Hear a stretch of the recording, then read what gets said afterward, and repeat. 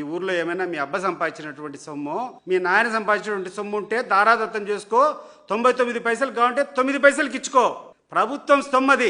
నువ్వెవరు? నేను ఇస్తా అని చెప్పేటువంటి అధికారం నీకు ఎవడిచ్చాడు? నీకు నువ్వెవడయ్యా? కౌన్కిస్కా గొట్టం ఈ యొక్క ఆంధ్ర రాష్ట్రానికి. Your after all A minister. మరి ఇలాంటి వాళ్ళు లఫుట్గా అనాలా వద్దా? లఫుట్ మాటలు మాట్లాడు. మాకు పరిశ్రమల పైన ఏడ్చే ఎదవలు ఎవరన్నా ఉన్నారంటే రాష్ట్రంలో వైఎస్ఆర్సీపీ పార్టీ నాయకులే. మీ అంత దిక్మాల లోపరేతలకు ఎవరు ఉండడమో నాకు తెలిసి మరి చెతనా కొడుకులా తయారయ్యారు. కనీసం 10 మందికి ఉపాధి దొరుకుతుందని ఇంగిత జ్ఞానం లేదు. మనమేమి తెలంగాణలాగో లేదంటే కర్ణాటకలాగో డెవలప్మెంట్ అయిపోయినా అంటే అభివృద్ధి చెందిన రాష్ట్రం కాదు మంది. ఒక శనిగాడు 5 ఏళ్ళు పరిపాలించాడు. 2019 నుంచి 2024 వరకు దిక్మాలయ్యారు. ఆ యదవ చేసిన విధ్వంసానికి ఇవాళ రాష్ట్రానికి ఏదైనా ఒక పరిశ్రమ రావాలంటే ముందు వెనక ఆలోచించే పరిస్థితి.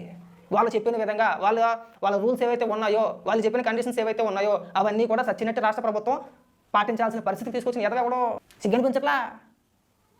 అంటే ప్రభుత్వం ఒక పాలసీ తీసుకొని ఒక నిర్ణయం తీసుకొని మీకు రాయితీలు మేము కల్పిస్తాం, మా రాష్ట్రంలో పెట్టుబడులు పెట్టండి, మా రాష్ట్రం యువతకు ఉపాధి కల్పించండి అంటే ఇక్కడికి వచ్చి మీ అమ్మ సొత్తా ఎవరో నువ్వు కోంకిసా కొట్టుకోవడం అని చెప్పేసి నీకు నోటుకు వచ్చింది మాట్లాడతాం, మేము మాట్లాడలేమండి. నేను అంతకదమ్మా కూడా నీ సంగతే ఎవరికి తెలియనోడికి చెప్పు. నువ్వు ఇక్కడ అప్పాబాయ వాళ్ళు చెప్పమాక. నువ్వు దీనికి మాత్రం పనిచేస్తావు, దేనికి పనిచేయవు. మంత్రినే కోంకిసా కొట్టామంటే మరి నువ్వెవడవేని అడుగుతున్నా, నీకే సంబంధం అంటే నీలాంటి అప్పాబాయ వాళ్ళందరికీ వచ్చి సమాధానాలు చెప్తారండి. మాట్లాడేటప్పుడు నోరు జాగ్రత్త. నీ అబ్బా, నీ అయ్యా, మీ బాబు అని మాట్లాడితే నీ అమ్మ మొగుడు, లేదంటే ఆడమ్మ మొగుడు, లేదంటే నీ నాయకుడు అమ్మ మొగుడు అని కూడా మాట్లాడతాం.